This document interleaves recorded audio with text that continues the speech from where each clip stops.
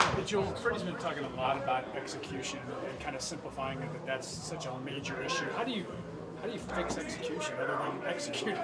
Yeah, it's it's one of the things you want to get done. I think we stressed last week penalties and turnovers, and I thought we did a good job of that. No penalties on offense and no turnovers.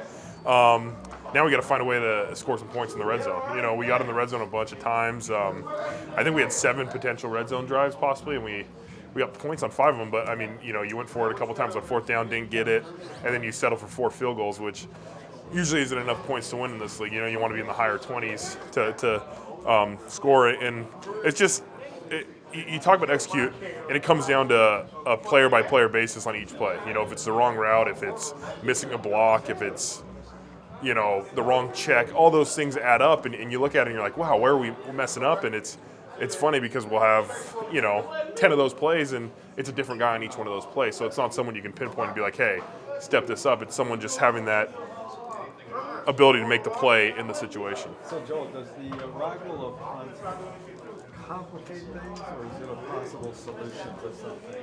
I don't think it complicates anything. I think when you can bring another talented player, you've seen him in this league where he's done some really good things in his first couple years in Kansas City, and to have another option out there, if he's catching passes, blocking, running, gives us another playmaker to get the ball into his hands. What kind of problems do the Buffalo Bills pose to you on the defense? Oh, they got a good front.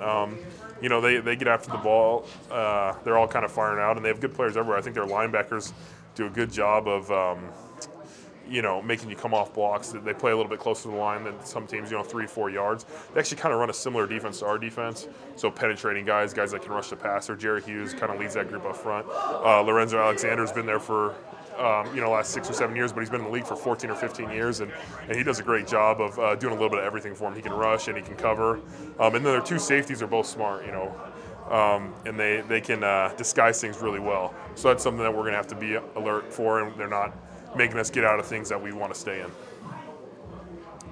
It's, just to use Joe Thomas's name because the guy speaks your language rather than some fan off the streets. But Joe was on the radio the other day saying that in his view, what happened at Denver the other day, in his mind, puts the playoffs out of consideration. That's not a realistic thing. That you're working on other things now, including positioning yourselves to be the kind of team that you would want to be next year. But that's Joe. What do you say about where you stand after falling to 2-6? Yeah, I don't think we're out of it officially by any means. Until someone tells us like you're done, then I think we're still going to be fighting.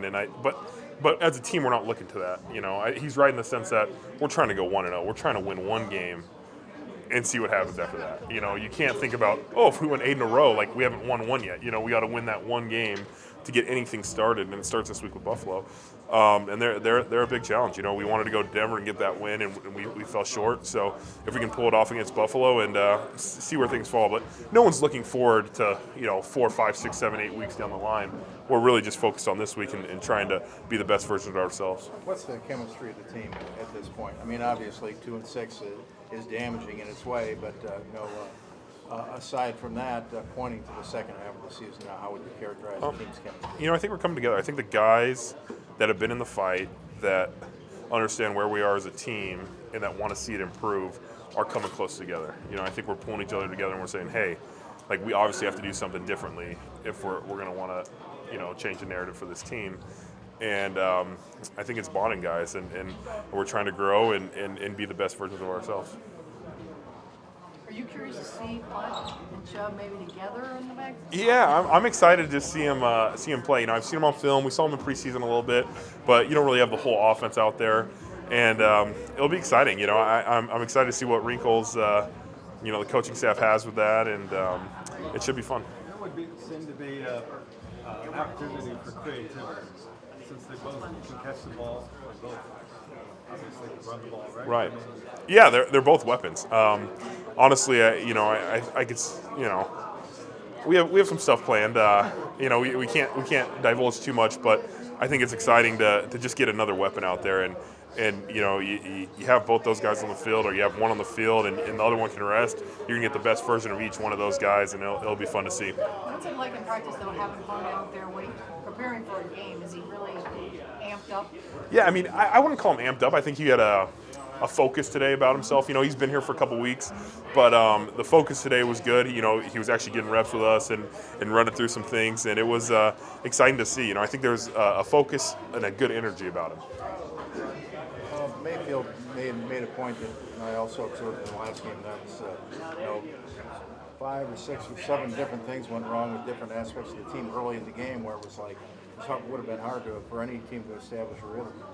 But is that a topic that you guys share when Freddie's addressing a team, that you need to somehow start games better, or does it just have to happen? It's not really something you can talk about. It's something we've addressed. We put ourselves in bad positions, throughout the year where it's, like you said, it's tough to come back from. So we've addressed it and said, hey, these are our first, at least on offense. The whole team has talked about it, but offense, we've talked about it and saying, these are our first 10 or 15 plays, and we need to make sure we're sharp. We know every look they have, and we know what can be the worst possible thing that can happen to us, so we can go out there and get some points on the board and get a flow for our offense. In that early part of the game, the stuff that I wrote down didn't include anything on the offensive line. Did you guys actually get off to a decent start on the offensive line in that game?